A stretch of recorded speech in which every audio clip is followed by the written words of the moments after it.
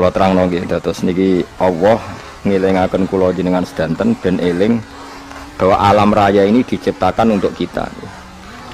Untuk kita ini macam-macam ya. Misalnya kalau fisik Allah nggawe buah ya kita makan. Ini untuk kita yang kebutuhan dhahirah. Oke, kalau baleni malih ya. Untuk kita itu kalau fisik misalnya ada buah kita makan terus kita kuat. Ada air kita minum terus kita kuat. Itu nikmat fisik yang dhahirah napa? Yang dhahirah. Ada nikmat batinah yaitu kepuasan mendapatkan ma'rifatullah. Yaitu ulang lagi kepuasan mendapatkan apa? Ma'rifatullah. Itu nikmat batin. Baik yang terkait Allah maupun terkait logika-logika tasawuf. Terkait Allah misalnya gini, misalnya kula mikir nih. Kula nu bolak-balik matur niki, berkali-kali di tempat ngaji nih. Gimki jenengan eling mboten gadah masalah ingatan ini eling-eling. Eling-eling tenan. Wong nak soleh, ya soleh, soleh. Cek soleh mulai cilik, cek soleh dadakan terus husnul khotimah. Pokoknya napa? Soleh. Niku nak mati, niku bumi ku nangis. Nangise bumi ku kekurangan utawi kalong wong sing sujud ning ndekne. Ya Allah Gusti, biasanya wonten tiyang niku sujud teng nggen kula dia berperilaku baik teng nggen kula sakniki tiyang niku pun jenengan ambil nangis bumi. Saniki sing urip arek bedua-bedua damel narkoba, damel ngefly, damel macam-macam. Ini nangis pun. Langit seweneng. Seweneng. Gusti matur nuwun Gusti, orang itu saya tunggu lama sekarang sudah engkau angkat ke tempat kami. Maksudnya diangkat teng langit. Sing bumi nangis, sing langit napa? Seneng. Nah, kemudian kita berpikir begini, bumi kok iso nangis piye? Nah itu terserah sampean apa termasuk ulama zahir apa termasuk ulama batin. Kalau ulama zahir mengatakan bumi nangis itu mau kinayatun anil husni, pokoknya pantasnya bumi itu susah, wong kelangan putra terbaiknya. Tapi nak cara ulama-ulama hakikat yang mengenali sekali betapa kudrahnya Allah, betapa kudrahnya Allah itu tidak terbatas. Itu yang meyakini bumi nangis itu nangis tenang. Misalnya ngaten kalau tak terang malih ya. Kowe bayangno dadi Nabi Adam, ngrungokno kowe. Kowe bayangno dadi Nabi Adam. Nabi Adam tenan maksudnya. Terus Nabi Adam orang pertama, dia tahu betul kalau dia dicipta dari bumi. Dan dia pula tahu betul, beliau tahu kalau dia bisa ngomong, bisa mikir, bisa macam-macam. Terus indukannya beliau itu bumi. Mesti pikiran Nabi Adam, jangan-jangan bumi ini juga bisa berpikir kayak saya. Ini kan materi saya, karena saya dari bumi ini bisa ngomong, bisa melihat macam-macam. Terus bedanya apa manusa mbek napa? Umpama kowe dadi nabi napa? Adam. Orang yang dekat sekali, qoribu ahdin, dekat sekali dengan kesaksian kudrah Allah. Gini ku dekne roh nak materine kok bumi dan dia orang pertama yang urung lali kaman. Tapi ketika sudah ribuan orang, mungkin jutaan orang lali, seakan-akan bumi itu tidak jenis dari kita. Bumi adalah hal yang berbeda dengan kita. Kita manusia berakal, bumi itu benda mati. Terus kowe katut wong goblok-goblok, bumi itu benda mati. Sajane ya rada kriminal wong Islam muni bumi itu benda mati. Enggak bisa berpikir, yang bisa berpikir hanya manusia. Itu kengawuran-kengawuran yang kita ciptakan sendiri, kita wariskan turun-temurun. Umpama kowe iku dadi ulama, ngomong ngono iku isin.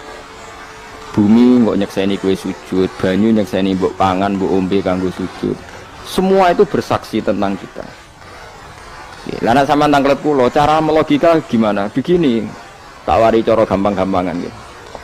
Tak warai tauhid sing kasyaf. Tauhid ini yang dawuh Sayyidina Ali lau kusifal khota'u mastatu yakinan. Umpama somben tutup-tutup iku dibuka, akulah imanku ora tambah mbek pangeran. Karena tren dunia dan akhirat sama. Zaman yang dunia ya Allah ala kulli saing kodin, kok zaman yang akhirat ya Allah ala kulli saing. Cara Sayyidina Ali, sampeyan aku wis matilah imanku ora tambah meskipun aku ora swarga neraka. Lah kena napa? Darah padha wae ning dunia ya pertunjukan kudratullah, ning akhirat ya pertunjukan kudratullah. Jadi pikirannya Sayyidina Ali seperti itu. Saya kan lahir misalnya tahun 1970. Berarti mulai Nabi Adam itu saya kan enggak ada. Ngerti-ngerti ada. Saya mengira waktu zaman tidak ada itu panjang apa cepat? Cepat, karena kita tidak melalui itu. Ujuk-ujuk, wujud. Kadang kalau mati ya wedi. mau mati jebule kiamat 1 juta tahun kasih apa nang kuburan. Maksud Khalillah itu. Makanya aku ya ora roh, tak tinggal turu sakmono kan yo nglilir. Nang nglilir terus nang ndi terus. Apa mlaku-mlaku nang donya apa piye kok. Nak turu ya kok ngani ngoyo turu kok. Ribuan tahun lintas. Terus ya apa jajal? Sampeyan tak takoki, misale sampeyan ning kuburan iku apa? Apa ngadepi muka nakil tukaran terus itu keselen tukaran kok nopo ratusan ribu mungkin. Nah terus kita dilatih kata Sidina Ali gampang latihan seperti kata Sidina Ali apa gampang ya udah ini macam wong alim. Pada akhirnya kita ini aku zaman urip ora roh karepe ngerti-ngerti urip mati ora roh karepe pas mati sebenarnya petangin dah ora roh karepe wis pokoke wa mata sauna illa ya syawah. Makanya masyhur itu dia ketemu orang ateis. Dia orang ateis itu anti Tuhan, anti Tuhan pokoknya. Dia ditanya, lalu kamu hidup itu karena siapa? Ya gak tahu hidup. Lalu kamu mati yang menentukan siapa? Ya gak tahu kalau tahu mati. Ya berarti Anda gak bisa menentukan diri kamu sendiri. Akhirnya dia taslim. Ya ada yang menentukan. Lah ya ada yang menentukan itu dalam Islam disebut apa? Allah. Disebut kalimatu haqqin. Alaiha nahya wa alaiha namut. Jadi kalau maknani itu kalimat yang benar-benar nyata, yang karena kalimat itu pula kita mendapat kehidupan, yang karena kalimat itu pula kita mati, yang karena kalimat itu pula kita akan bangkit lagi. Itu yang makna hakikat. Tapi kalau makna syariat nggak begitu. Kalau makna syariat begini, dan ini benar juga. Mengenai kena ada di ulama, ya, ciri utama ulama itu jami'ul bayan. Dia kalau menjelaskan itu indah sekali dan orang pasti taslim. Sama saya tak warai tenan. Sama kan biasa wiridan la ilaha illallah kan biasa, mulai mimpin tahlil sampai kepeksa mergo do tahlil melok, sampai sing darani bid'ah akhirnya ya melok tanggane napa? Tahlil. Semuanya wal. Kata Ibnul Qayyim Al-Jauziyah dalam kitab Zadul Ma'ad. Kitab Zadul Ma'ad itu kitab kesayangannya Sayyid Abdul Haddad. Sayyid Abdul Haddad itu pengarang kitab Zadul Ma'ad. Padahal kitab ini dikarang oleh muridnya Ibnu Taimiyah.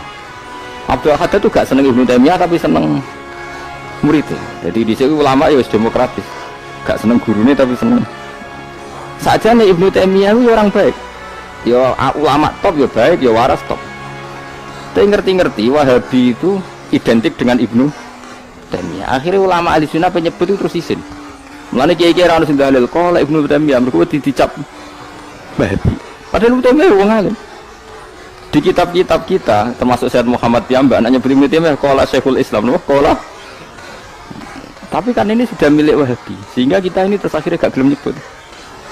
Jadi kitab koyo dalil fastabiqul khairat iki apa par iki dadi dalil yo dhewe-dhewe. Wah parah tenan wong-wong. Dulu saya melihat orang enggak kunut itu ya biasa. Mergo saya sebagai wong alim ngerti iku madzhab Abu Hanifah. Saya kira arah kunut Muhammadiyah. Kita ini sebetulnya ahlul ilmi enggak tahu kunut itu madzhabnya siapa kita. Itu madzhabnya Abu Hanifah, yang kunut madzhab Syafi'i. Tapi tahu-tahu iki madzhab NU, iki madzhab Muhammad. Mana ada orang-orang ini bisa punya madzhab? Ngalime sepiro nganti dadi no madzhab. Tapi wis dadi bahasa, wis dadi apa?